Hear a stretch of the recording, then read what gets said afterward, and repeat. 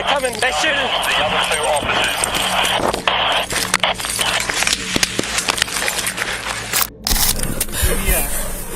You alright, brother? Where's the second rig going?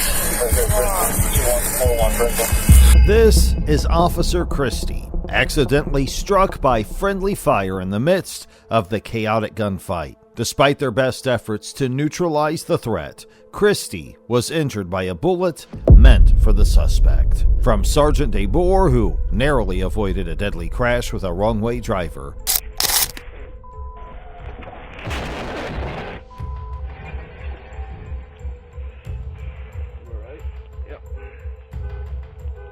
to Daytona Beach Police. Hands! Hands! He's in that door! Hands!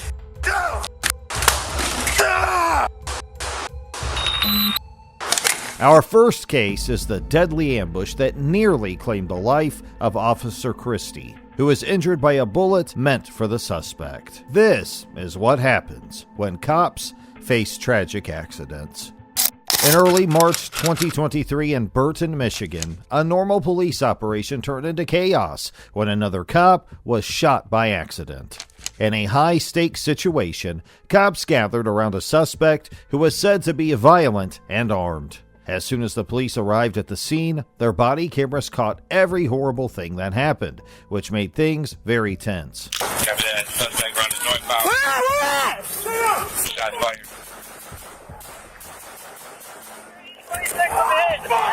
I got him! He's hit! Get the down! 4-7. Gunshots were fired during the chaos, and an officer, later identified as Christie, was hit by friendly fire. Amidst the chaos and fear, Radio Talk said, "Shots fired. Call the police." People from work jumped right in to protect the area and give first aid. While other officers put on a bandage and called for help, Christie could be heard grunting in pain from cuts on her leg and chest. Where you at? Where you at? My legs! Okay. My legs and my right ankle! 13 for status. Sir, get back! Get back! Get in the house!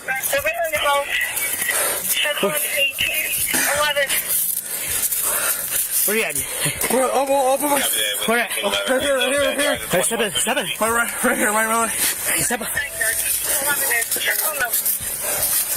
The suspect was still a danger because he was hiding behind a fence. When they tried to catch him, officers took care of their hurt friend. The time a police officer said, "I think one of my bullets hit Christie," was caught on camera. He spoke more slowly because he felt guilty and knew that the gunshot wasn't meant to be. I think one of my bullets hit Christie. I think my bullet hit Christie. You fired at him?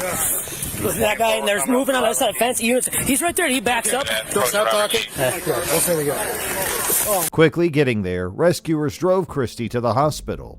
Even though she was badly hurt, her co-workers' quick efforts probably saved her life. After being taken into prison without any trouble, the suspect was quiet. I think one of my bullets hit Christie. Because I saw the medic and he points, shot, and he backs up and he points, and then I just saw a blur behind the fence, which I thought was a suspect, and I fired around that fence, and I think one of mine hit Christie in the leg. For the cops in Barron County, Wisconsin, April 8th, 2023 began like any other day. Officers Emily Breidenbach, age 32, and Hunter Scheel, age 23, were responding to a civil bench warrant for 50-year-old Glenn Douglas Perry, who is known to be dangerous because of his disturbing behavior and history of being hostile toward police. Perry's mental health problems and lack of firearms training were highlighted in recent warnings from the Barron County Sheriff's Office, which told officers to be very careful. 327, we have two officers down. He is set up with a rifle. And a traffic stop turned into a disaster that killed 2 police officers and left the town in grief. Breidenbach began the stop after Perry's car. Scheel answered when she asked for help, even though she knew there were risks. Tensions built up to the fight that were caught on camera on the officers' body cameras. Shots fired! Breidenbach gave orders, and Perry, armed with an AR-15, responded with deadly force. Shots fired! As chaos broke out, police radios were filled with terrible words. Officer down. Even though Breidenbach and Shield tried to fight back, they were both killed. Following a shooting wound to the leg, Perry was pronounced dead at the hospital. Fired! Shots fired!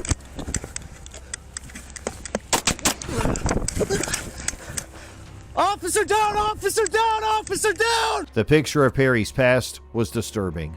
After a contentious split, he changed the way he behaved. His ex-wife said he was bipolar and psychotic because he had so many guns. Perry's son told police that his father was obsessed with hurting police officers and even taught him how to use a personal gun range for tactical situations. Barron County was shocked when the police officers died. Breidenbach was a dedicated public servant with years of experience. She was known for being friendly and professional. Shield, a veteran of the U.S. Army, had just started working as a police officer in Cameron. I got lethal. You got that? Yep. Okay, roll them. We got 2 officers down. We got 195. That guy's also shot. You guys do it. When things were over, the Barron County District Attorney ruled that the police had a right to use force. But the incident showed how unpredictable the risks are that police have to deal with and how important it is to get mental health care in places that can be dangerous. 3 killers shot at a cop running for his life in Australia, killing 2 of his colleagues in a deadly ambush. The fighting started while cops were talking to an armed suspect in a faraway place. When gunmen ambushed the group, the police quickly came under heavy fire. As chaos broke out and shots were fired, one cop, whose voice could only be recognized on the radio, hid behind a tree.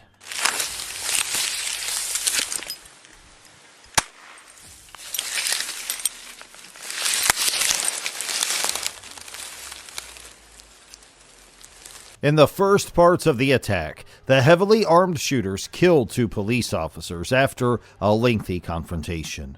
Things quickly got out of hand. When one of the shooters took a police officer's gun, the danger went up. As proof of how bad the attack really was, the police officer hid under a car and said he saw his colleagues, Matt and Rachel, lying dead. They've got Matthew's gun now. Dead. Now, mate, hang in there. What about the other 2? You got eyes on Keely and Matt? Matt's not moving, Rachel's not moving now. And Keely I haven't seen. The officer was told to put his own safety first and back off, even though he was scared. Under heavy fire, he desperately moved from tree to tree, trying to get away from the shooter who was always after him. The officer was hit by gunfire while running away. He was forced to drive away in his police car, which was full of bullets. This made things even more chaotic. He was driven without knowing where he had been hit, and he was bloody and confused. As he looked for safety, his life was in danger. Given the circumstances, it was hard to believe that this cop lived. What do you want me to do? Mate, you got to look after yourself, buddy. All right, stay behind that tree. That's the only thing you got between him and her. Between you and him. Yeah. You got long rifles? Yeah. Long rifle and Dylan's, Matthew's pistol. Mate, have you got any more trees behind you? Nah, not a lot. He's coming over. What started out as a normal operation quickly turned into a fight when the police were surprised and outnumbered. Mate, do they know where you are? Yes, they do. Mate, can you, obviously scramble from tree to tree to try and retreat out of there? I'll try. To try and do that? I can try. Want me to do that?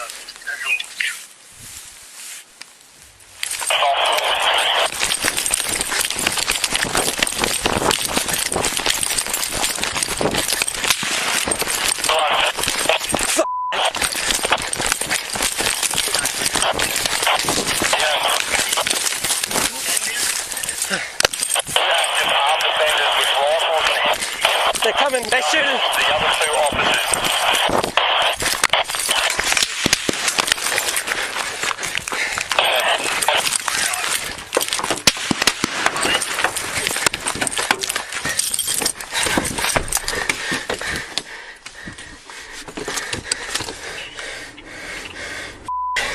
You good? I think I'm being shot. Matt and Rachel, the two police officers who died, were found dead at the scene of the crime later. The highly skilled attackers caused a lot of damage, and their names and goals are still being looked into. The police began a thorough search for the shooters who were responsible for the fatal attack. They've got multiple shots on the window of the car, but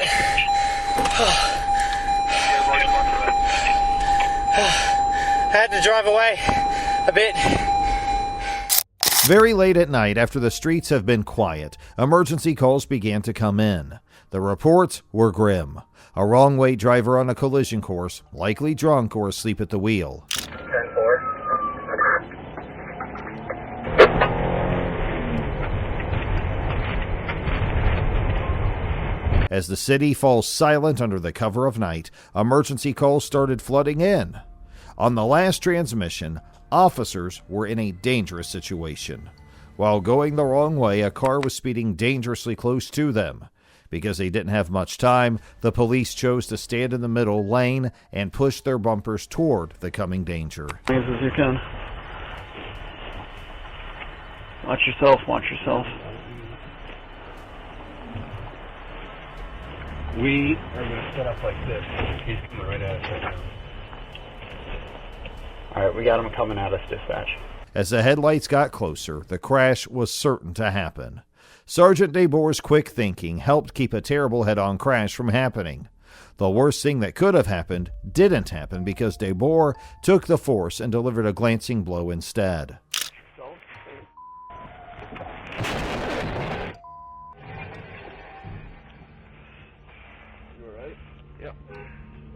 The crash was strong enough to break the wrong-way driver's truck wheel off, but the car kept going for 2 more kilometers before stopping. The police had to think that this move would lessen the damage, but things were still tense in real life, even with this level of risk. At the heart of these events is the fact that officers have to make choices, even when there aren't any good ones. Completely disabled and stopped by other officers. You just know that that's what's coming. You really don't have any other choice. I mean, you could pull off and let him hit a citizen, but that's not why we're here. So the goal is that he wakes up if he's asleep or he sees the headlights and stops the car. So we can put ourselves there, but it's up to him to not hit us. On November 9th, 2021, Daytona Beach police were called to a disturbance involving Michael Harris, a man who was accused of being violent. Since Harris was thought to be hiding in an apartment building, that's where the event took place. The police were sent to look into it and calm things down. The tension grew as cops arrived at the door of the apartment they thought Harris lived in. There was already trouble going on inside. Witnesses gave different accounts of where Harris was. Some said he may have jumped out of a window or escaped. I don't know. Michael Green. Can I go like that? Yeah, I don't know Michael Green.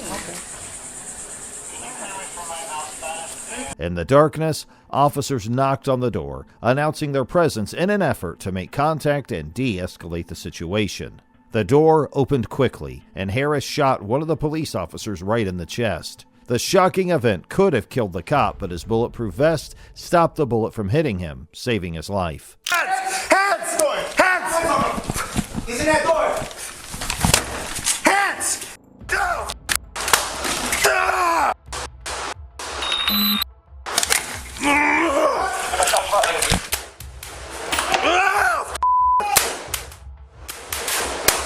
After being hit, the officer stayed on his feet and told his co-workers that he was hurt, but still on foot. Other cops quickly jumped in to protect him and make sure he could get away safely while they worked to catch Harris. Things were not in order inside the room. Police kept telling Harris to turn himself in. At first, he complained, which made things tense. First responders were sent to the spot right away to help. When they looked at the hurt cop, they saw that the vest had stopped the bullet from killing him. It was clear that the cop was upset, but she was aware and able to talk, which shows how important protective gear is in dangerous places. Open the door! Open the door! We're not going to shoot. Open the door! He's in front of the door. He's in front of the door? He's not. Listen. Look, you're supposed to both my hands. You're supposed to both my hands. Okay, I see your fingers. Shut the door open. Listen.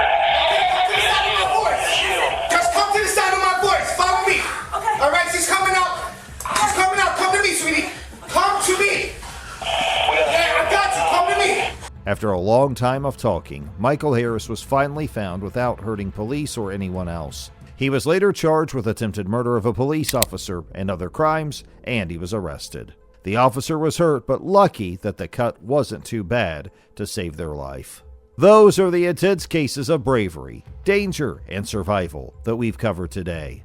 Let us know your thoughts in the comments, and don't forget to like, subscribe, and share to raise awareness. Stay safe, and join us next time for more content like this.